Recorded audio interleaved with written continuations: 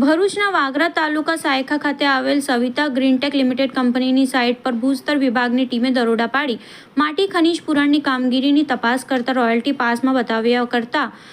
35,000થી વધુ metric ton સાદી માટી ખનીજનું પુરાણ કરી દેતા કંપનીને બિનઅધિકૃત માટી પુરાણ કરવાના કેસમાં 88.58 લાખનો દંડ ફટકારતા ભૂમાફિયાઓમાં ફફડાટ વ્યાપી જવા પામી હતી। વિશ્વસનીય સૂત્રો પાસેથી મળતી માહિતી મુજબ સવિતા ગ્રીનટેક કંપનીએ પોતાની માલકીની સાઇટ પ્લોટ નંબર T79 થી નંબર T96 પર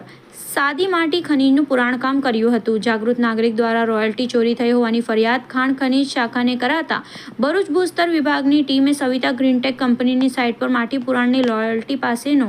માંગણી કરી માપણી હાથ ધરતા 90,366.66 મેટ્રિક ટન માટીનું પુરાણ કરાયાની